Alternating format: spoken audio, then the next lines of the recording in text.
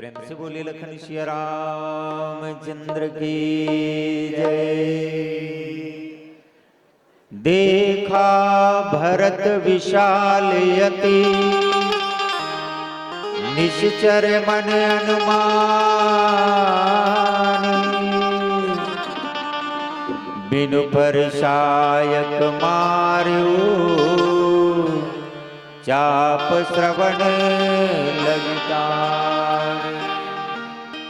संत शिरोमणि गोस्वामी तुलसीदास जी संकेत करते हुए कहते हैं कि जैसे ही हनुमान जी महाराज द्रोणागिरि पर्वत को अपने हाथ में लेकर के आकाश मार्ग से अयोध्या के नगरी के ऊपर से आ रहा था, तो अंधेरे में रात्रि होने के कारण भरत जी महाराज निश्चर का अनुमान लगा करके बिना फन के बाण को प्रहार कर देता है।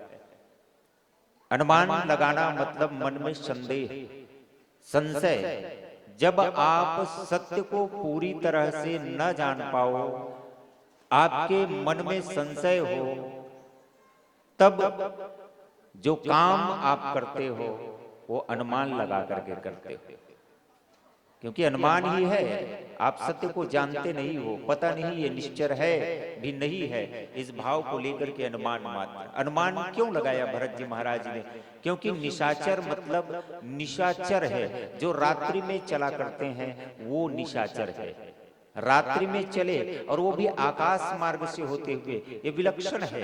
राक्षस की प्रवृत्ति रही होगी, वो आकाश मार्ग से या कहीं भी किसी भी मार्ग से चल सकते थे, इसलिए निश्चर का अनुमान।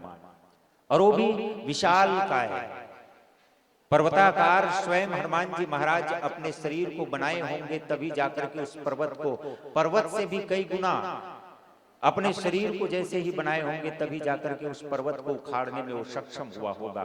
इसलिए विशाल का है शरीर, और विशाल का है निशाचरों का ही हो सकता है।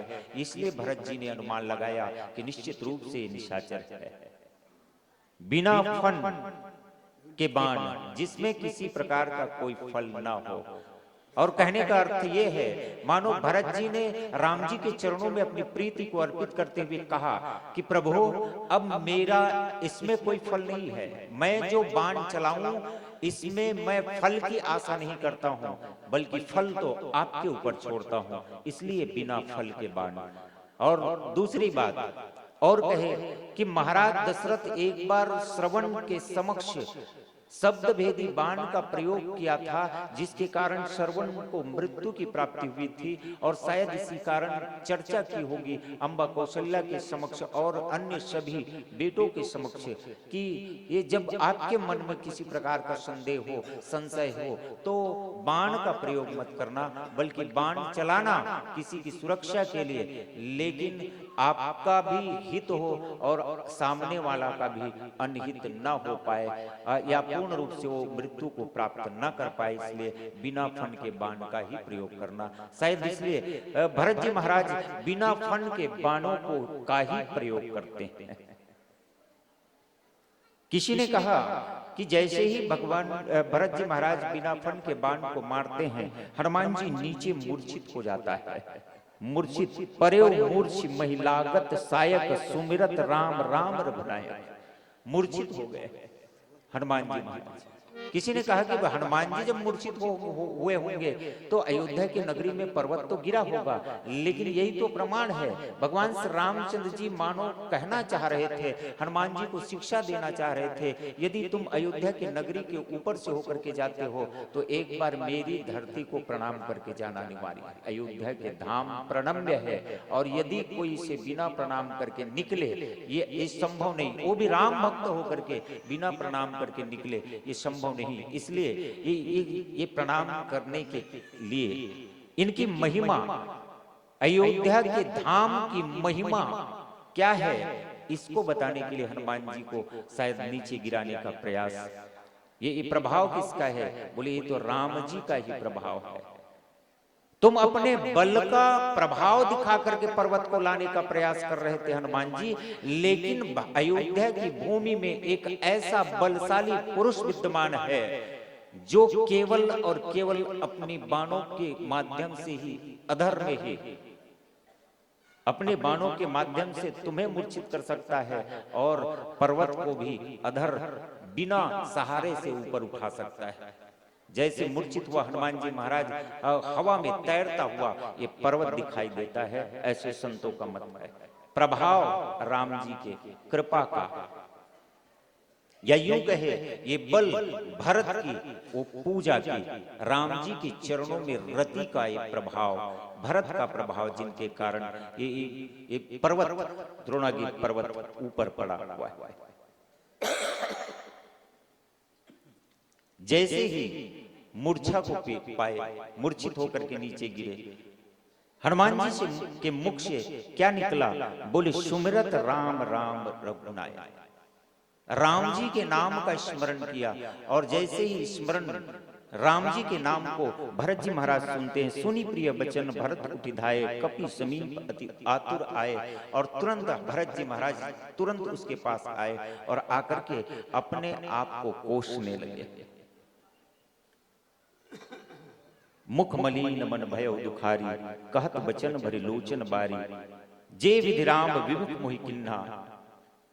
हे विधाता, जिनके कारण मैं राम से विमुख हो चुका हूं, आज फिर से तेहि पुनि यह दारुण दुख दीना, और आज मुझे ऐसे दुख फिर से दे रहे हो कि एक राम भक्त को के ऊपर मैं प्रहार करके उसे मूर्छित कर पाया। मैं कितना अभागा हूं, ये भरत जी महाराज मन में विचार करते। देखा भरत विशाल अति निश्चर मन अनुमानी। भरत जी के मन में वो दुख कि आज मेरे कारण भरत राम जी को 14 साल का वनवास हुआ, जिनके कारण 14 साल की विरह वेदना में मैं आज तक तड़पता आ रहा हूं, और ये फिर से दुगुना दुख मुझे एक राम भक्त के ऊपर मैं प्रहार करके उसे चेतना से विहीन कर दिया, उसे मूर्छित कर दिया। मुझसे बड़ा अभागा इस संसार में कौन होगा? और फिर उन्होंने एक उपाय किया। क्या? बोले मोरे मन वचन रुकाया, प्रीति राम पद कमल अमाया। यदि मैं सचमुच में रामचंद्र जी के चरणों को मन से, कर्म से, वचन से, सब प्रकार से यदि पूछता हूं, मेरा प्रेम राम जी के चरण कमलों में हमेशा है, मन वचन कर्म से, तो क्या हुआ? कपि तव कपि होई विगत श्रम सूला, जो मुंह पर रघुर अनुकूला। यदि भगवान जी मुझ पर अनुकूल है, रामचंद्र जी की कृपा यदि मुझ पर है, तो यह कपि होई विगत श्रम सूला, और इनका जो श्रम का सूल है वो अपने आप दूर हो जाए, मतलब चेतना में आ जाए। और जैसे ही उन्होंने कहा, बचन सुनत उठ बैठी कपीसा, कही जय जयति कौशलाधीसा। और तब हनुमान जी महाराज उठकर से बैठते हैं, और बैठ करके भगवान रामचंद्र जी का जयकार करने लगते हैं। कितना बड़ा अद्भुत बात है। हनुमान जी को इसी समय ज्ञान हो गया। मैं सोच रहा था क्या कि मैं सोच ये रहा था कि भगवान रामचंद्र जी के सामने मैं निकला, और निकल करके मैं अपने बल का बखान कर रहा था, और तुरंत औषधि लेने के लिए मैं इतनी दूर द्रोणागिरि पर्वत पर आया, और औषधि को भी पहचान नहीं पाया, और औषधि लेकर के जा रहा था। तो मुझे जब बिना फन के बाण से मूर्छित भरत जी ने किया, तो राम जी के चरणों में मेरा इतना यदि प्रिय प्रेम होता, तो काश मैं भी भरत की तरह उसी समय लक्ष्मण को जिंदा कर देता, मूर्छावस्था से वापस ला देता। जिस औषधि का प्रयोग, औषधि लाने के लिए मैं इतना दूर मेहनत करके गया, अपने बल का बखान करने के बाद में भगवान रामचंद्र जी के सामने अभिमान से भर करके अपने बल का बखान करके द्रोणागिरि पर्वत से संजीवन बूटी लाने का दावा किया, और आज सचमुच में भगवान रामचंद्र जी ने मुझ पर कृपा की, अयोध्या के इस धराधाम में मूर्छित करके भरत जी के बाणों के माध्यम से। तब मुझे पता चला, काश मैं भरत की तरह उसी समय भगवान रामचंद्र जी के चरणों की मन क्रम वचन से सौगंध खाता, तो आज मेरे प्रेम की सौगंध खाता, तो निश्चित रूप से मैं लक्ष्मण जी को उसी क्षण मूर्छा से दूर कर देता। ये वैद्य की तरह भरत जी महाराज काम कर रहे हैं। वैद्य की तरह एक रोगी को रोग से मुक्त करने की काम एक वैद्य किया करते हैं। आज भरत जी महाराज वैद्य की भूमिका अदा कर रहे हैं। हनुमान जी के अंदर में वो रोग ग्रस्त हो चुका था, जिसे मानस रोग कहा गया है, और उस मानस रोग से ग्रसित व्यक्ति को दूर करने का काम भरत जी महाराज इस समय वैद्य की भूमिका में है। और तब हनुमान जी का अभिमान खत्म होता है। लिन्न कपहि उरलाय पुलकी गात लोचन सजल प्रीतन हृदय समाय सुमर राम रघुकुल तिलक।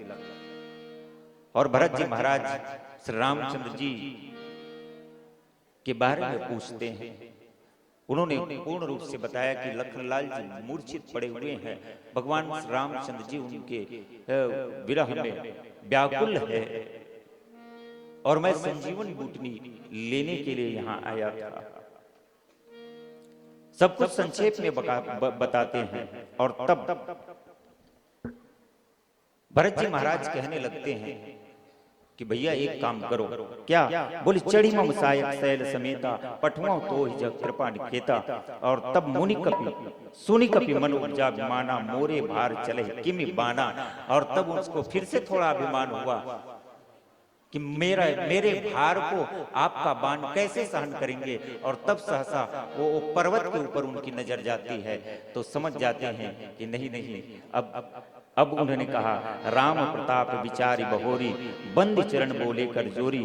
तो प्रताप उर राखी गोसाई जय हो नाथ बाण की नाई। अब मैं आपके प्रभाव को जान गया हूं, और अब मैं आपके बाण की तरह ही आगे बढ़ करके जाऊंगा। जय हो नाथ बाण की नाई। और भगवान श्री रामचंद्र जी के बाण की तरह मैं भी अब आगे जाऊंगा। ये है देखा भरत विशाल अति निश्चर मन अनुमान बिनु फर शायक मारे चाप श्रवण लगी तान। आइए पीली बत्ती का संकेत अंतिम भजन के साथ विदा। बोली श्री रामचंद्र की जय। बोल सीतापति रामचंद्र की। चंदन पछताता है असंत घर जाए से, बंधन पछतात नारी विधवा के पाए। चोर पछतात जब प्रातः काल होत जा, ज्वाड़ी पछतात जब जीत बाज हार जा। नारी पछतात है निपुण संपत्ति पाए से, अब पापी पछतात जब जमपुरी ये दिन नहीं हो यमराज हो मृत लोक में आए खातिर कोरे कागज में 100 जन आदमी के नाम ला नोट कर ली। कागज में 100 जन आदमी के नाम ला लिख ली, और कागज के ऊपर में नाम है ना, वही मन के घर में पहले गई। वो मन के थे यमराज ला बैठ महाराज बैठ। यमराज के थे बाबू मैं सगा सोदर न हो तो लगे खातिर हो। कागज के ऊपर में नाम है तन के थे महाराज, लेगे भर लगे महाराज, पर चाह पानी पी ले। चाय लग लालच में यमराज बैठ गए, अब कागज के ऊपर में नाम दे चाह बनाए जल्दी। चाय बनावत बनावत सोच से यमराज पर चाय बनावत था ना, ओमा नींद की गोली मिला देते, नशा वाली गोली मिला देते, नशा वाली चाय पी दिन पर ही यमराज के थैली निकालो चिट्ठी ला ऊपर के नाव ला और खा ले हमको नाम लिख दो। चाल पिया नशा हो गया यमराज दाई हो, ऊपर के थैली निकाली और नाम ले काट दी, खा ले हम चिट्ठी के नाम पर लिख दी। यमराज की नींद जागी, तब कहते बाबा तोर बया दुलार मां, तोर प्रेम भामा, तोर चाय पानी की व्यवस्था मां मोर मन गदगद हो जाए। कैसे महाराज? वो मन के कहा था ऐसा नहीं बाबू, चाह पानी पिया है ना ते कैसे थी ऊपर टहलने लगाओ खाले को पे चालू करो नीचे तरह से लगा चालू करोगे थे महाराज ऊपर लगा के खाले मीटर महाराज छोड़ दे महाराज आए है सो जाएगा राजा रंग भगी एक सिंहासन चले एक बंधे ये दुनिया मतलब के साथी यह कौन किसी का होता है धोखा वही जो देता है जिन पर भरोसा होता है तूने जो कमाया है तूने जो कमाया है दूसरा ही खाएगा खाली हाथ आया है और खाली हाथ जाएगा सजन रे झूठ मत बोलो खुदा के पास जाना है न हाथी है न घोड़ा है तुझे पैदल जाना है पैदल जोर ताली बजाओ भाई जिंदगी एक किराए की घर है जिंदगी एक किराए की घर है बदलना पड़ेगा एक न एक दिन बदलना पड़ेगा जिंदगी एक किराए की घर है जिंदगी एक किराए की घर है एक न एक दिन बदलना पड़ेगा एक न एक दिन बदलना पड़ेगा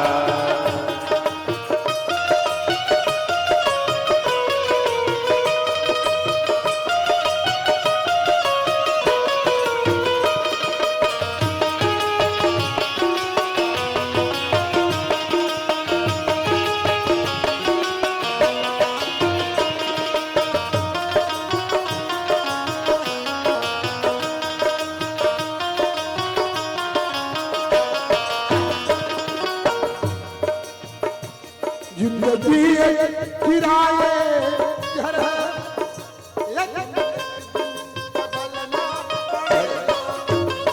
जिंदगी एक किराए की घर है एक न एक दिन बदलना पड़ेगा मौत देगी तुम्हें जब सारा मौत देगी तुम्हें जब सारा बाहर निकलना पड़ेगा घर से बाहर निकलना पड़ेगा जिंदगी एक किराए की घर है जिंदगी एक किराए की घर है एक न एक दिन बदलना पड़ेगा एक न एक दिन बदलना पड़ेगा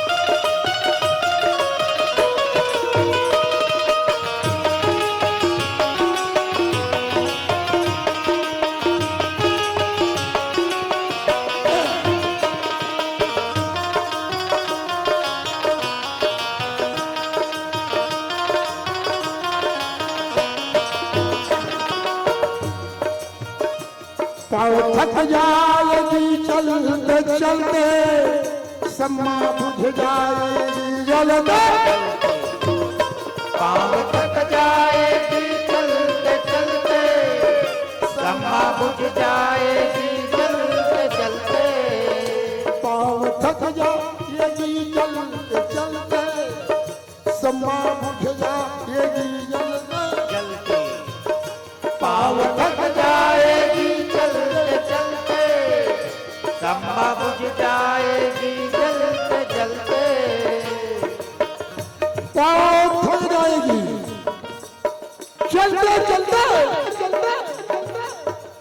सम्मा बुझ जाएगी जल्दी जल्दी साथ देता नहीं है किसी का साथ देता नहीं है। इसी का है जिंदगी है घड़ी दो घड़ी की, जिंदगी है घड़ी दो घड़ी की, जिंदगी एक किराए की घर है, जिंदगी एक किराए की घर है। एक न एक दिन बदलना पड़ेगा, एक न एक दिन बदलना पड़ेगा।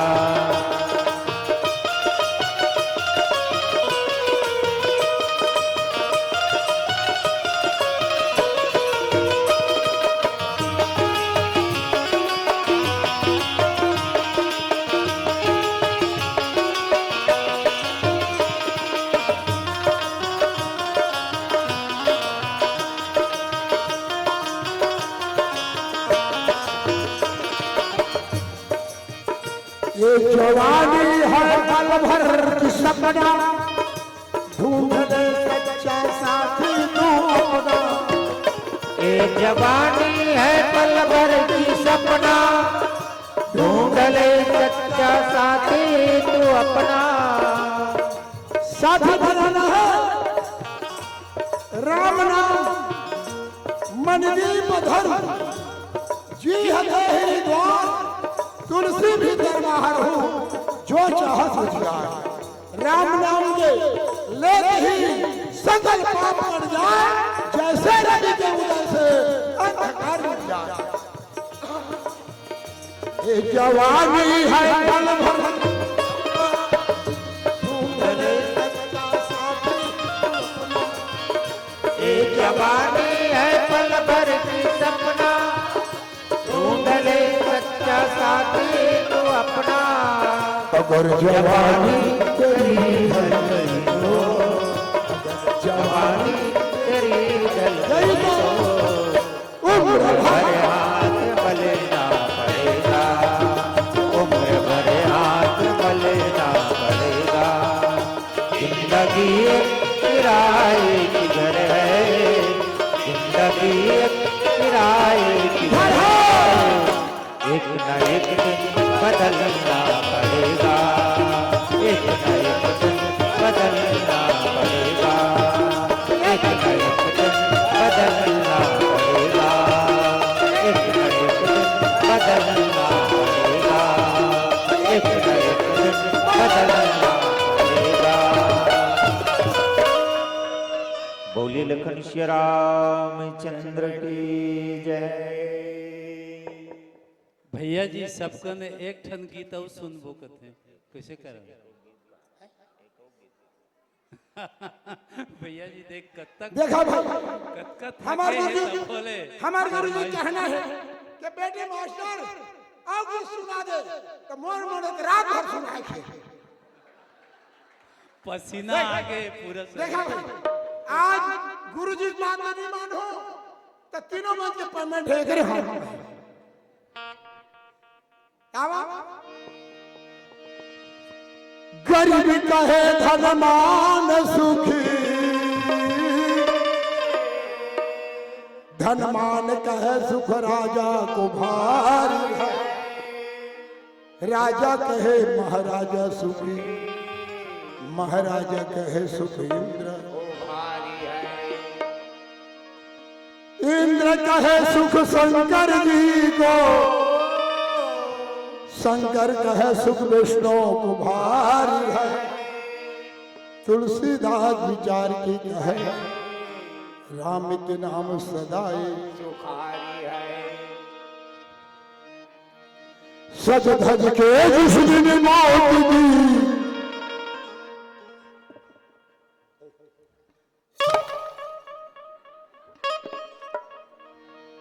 सज धज के जिस दिन मौत दी, सहजादी आएगी ना सोना काम आएगी, ना चांदी आएगी, ना सोना काम आएगी, ना चांदी आएगी। सज धज के जिस दिन मौत की, सज धज के जिस दिन मौत की, सहजादी आएगी, ना सोना काम आएगी, ना चांदी आएगी, ना सोना काम आएगी,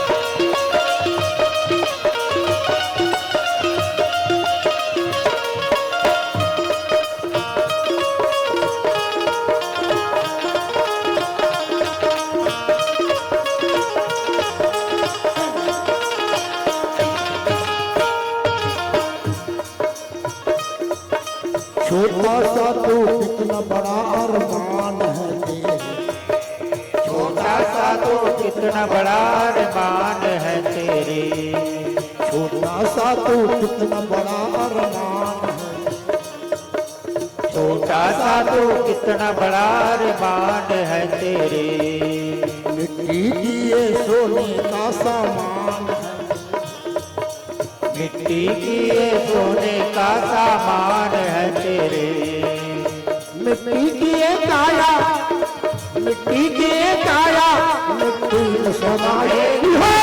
ना सोना काम आएगी ना चांदी आएगी, ना सोना काम आएगी।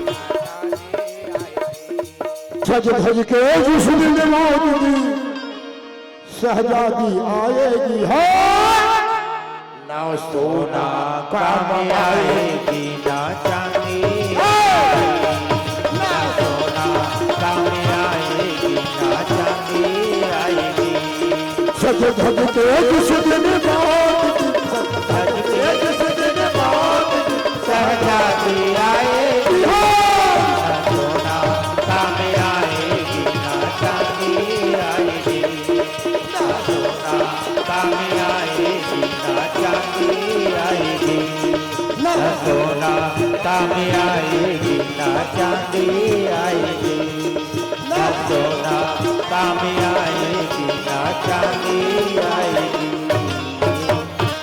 सज धज के जिस दिन मौत की शहजादी आएगी, न सोना काम आएगी न चांदी आएगी, न चांदी आएगी न चांदी। गुरु जी ने जोरदार ताली बजाई।